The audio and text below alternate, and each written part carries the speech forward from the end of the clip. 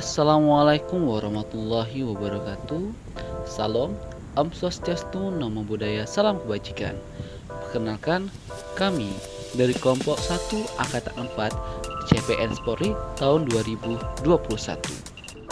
Kali ini kami akan menceritakan tentang manajemen ASN mengenai kode etik dan kode perilaku.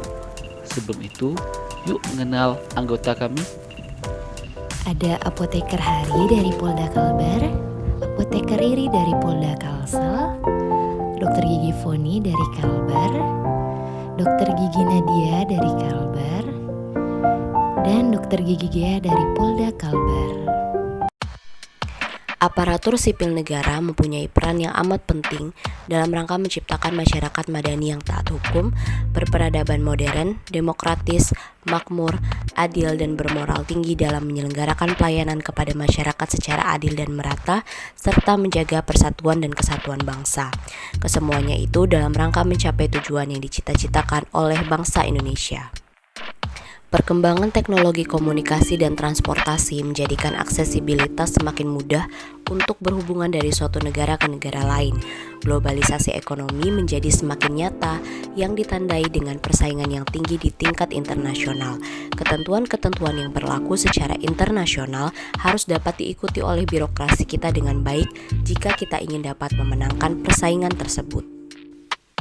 Namun dalam kenyataannya, birokrasi kita masih menjadi hambatan dalam pembangunan yang ditandai dengan masih rendahnya kinerja pelayanan birokrasi dan masih tingginya angka korupsi di Indonesia.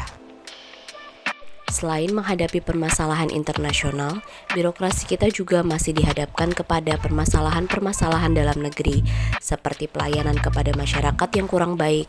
Politisasi birokrasi terutama terjadi semenjak era desentralisasi dan otonomi daerah yang kadang dapat mengancam keutuhan persatuan dan kesatuan bangsa. Untuk mewujudkan birokrasi yang profesional dalam menghadapi tantangan-tantangan tersebut, pemerintah melalui Undang-Undang Nomor 5 Tahun 2014 tentang Aparatur Sipil Negara telah bertekad untuk mengelola aparatur sipil negara menjadi semakin profesional. Undang-Undang ASN mencoba meletakkan beberapa perubahan dasar dalam manajemen ASDM. Pertama, perubahan dari pendekatan personal administration yang hanya berupa pencatatan administratif kepegawaian kepada human resource management yang menganggap adalah sumber daya manusia sebagai aset negara yang harus dikelola, dihargai, dan dikembangkan dengan baik. Kedua, perubahan dari pendekatan closed career system yang sangat berorientasi kepada senioritas dan kepangkatan kepada open career system yang mengedepankan kompetisi dan kompetensi ASN dalam promosi dan pengisian jabatan. Undang-Undang ASN juga menempatkan pegawai ASN sebagai sebuah profesi yang harus memiliki standar pelayanan profesi, nilai dasar, kode etik, dan kode perilaku profesi, pendidikan dan pengembangan profesi, serta memiliki organisasi profesi yang dapat menjaga nilai-nilai dasar keprofesian. Dalam memberikan pelayanan, ASN memiliki kode etik dan perilaku yang dapat dilihat dari kelima aspek ini. Yang pertama adalah integritas. Pegawai harus berpikir, berkata, berperilaku, dan bertindak dengan baik dan benar, serta terus berpegang teguh kepada kode etik dan prinsip-prinsip moral dengan upaya tidak menemui pihak yang berpotensi menimbulkan konflik kepentingan, tidak memasuki tempat yang dipandang tidak pantas, dan bijak dalam bermedsos. Nilai profesionalisme.